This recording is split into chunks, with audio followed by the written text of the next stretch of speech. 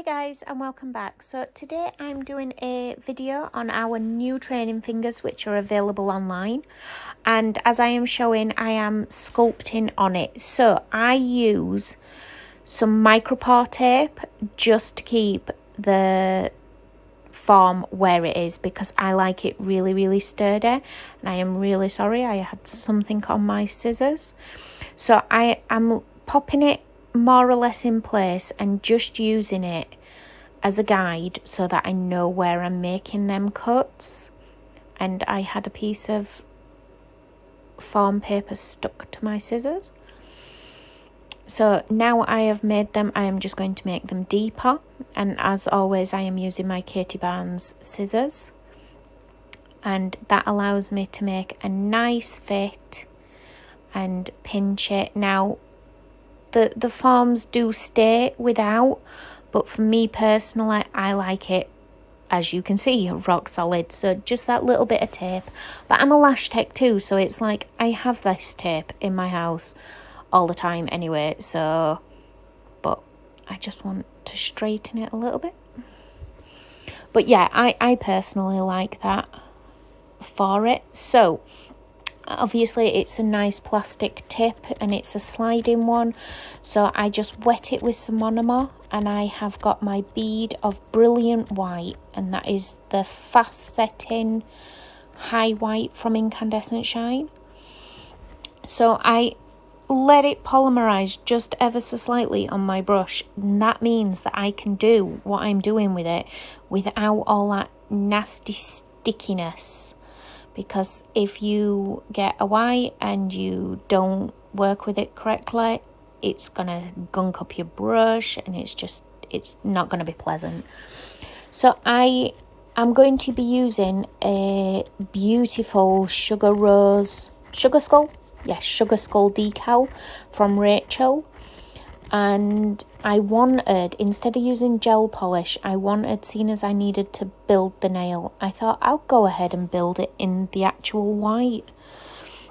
So yeah, I was so excited to play with these decals. I haven't got a chance yet, but they were so pretty, and I went, do you know what, sugar skull. So because I was busy making sure that my tip was right, I was just going to go in and fill them little corners. Now, because I am going to use the decal, I want to cap this nail. So I have only effectively built my clear base, but it's not clear, it's white. So yeah, so this is my decal, and I've cut round it, and I'm just popping it in the water, and I'm just going to let it set on up. Well, you know what I mean. And then I'm going to slide it out and slide it off. And then while I'm placing it on, and she placed on so beautifully, I've used some decals where they stick up and they're crinkly and like, ew. So I don't tend to use them much, but this one, honestly, it was a dream. And look, I was so pleased with how flat it laid. So I am just making sure that it's all in place. And then I am going to come ahead. I would normally cap right from the cuticle properly, but I know with some decals you've got to be careful capping them because you don't want them to bleed or run or anything like that. But these, oh, it was just a dream. So yeah, I was really impressed with how nicely it laid, and when I slid it off, it's like it didn't feel flimsy, if that makes sense. I'm really sorry about me fidgeting with my holder. It was just in the way of my brush 24/7 today. I'm used to using a different one, but this is the one I've got at home. So yeah, enough of my crap excuses. Sorry for making you seasick. So I am just going ahead and capping and remembering to put the strength into that nail. So because I didn't do right up at the cuticle area, I have come in with a bead, and I am making sure that that is nice and flush. But how beautiful does she look? and I'm just making sure that it's all nice. Now I am going to come in and file it. Now I do take the tip out to file because I find it easier sometimes. But yeah, I am just filing that up, just making sure that my side walls are nice and straight. I mean, it's really good when I was first starting to file and I left it in a little bit so that I could see where I needed to actually file it. But I'm using my 180-150. I think that's what I'm using. So yeah, I go over with the abrasive side and then I go over with the finer side so that I can buff all them scratch marks out. And I am sorry, I'm not particularly in shot, but there's so many videos of me actually filing that it don't really matter, does it? Let's face it. So I'm going to brush it off and I'm going to slide that back on in there.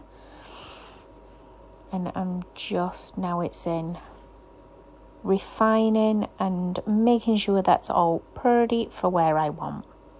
Now, I am going to come straight in with my Tack Free Top Gloss because I want to do 3D on top. So obviously the 3D is best done over the top of the gloss. Now, when I turned off my recording, I don't know what's going on with me today. I turned it off for the cure of the top gloss, and then I thought I hit record and I didn't. So I am already part way into my 3D. I am using Rose Escape and the Brilliant White, and I am just taking the tiniest of little beads. And seeing as this Sugar Skull design had some beautiful flowers around it, I thought, ooh, why not add some more? So yeah, that is what I am doing. So for these beads, because I wanted a hint of pink in them, but I wanted the pink around the edge because the nail's white, what I decided to do was my first dip is the white and then dip into the pink because then the pink's on the outer edge. And yeah, I'm just using my little tiny brush to add these down at the bottom were more leaves than petals, but I was just having a look and I decided that I could really do with a couple more just in there, just to add a bit more dimension to it. So I went ahead and just built up a couple of little areas. And then when I'd done that, I was like, oh, wouldn't it be so cute if I put some little carver beads in? So I did that as well. So yeah.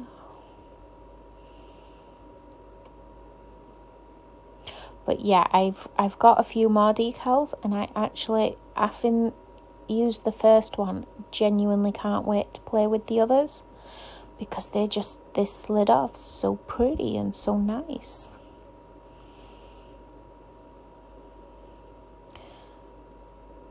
But yeah, I know that it's only a training finger, but I try to not turn it because the logic is you pretending that it's a person at the end of the day, and it's not that easy to just bend a person to wherever you want them.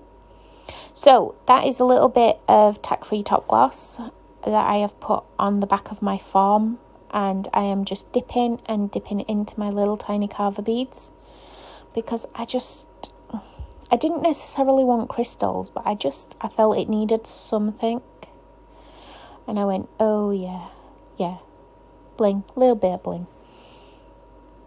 So I'm just picking a few small pieces out here and there that I thought could do with a little bit of a prettiness.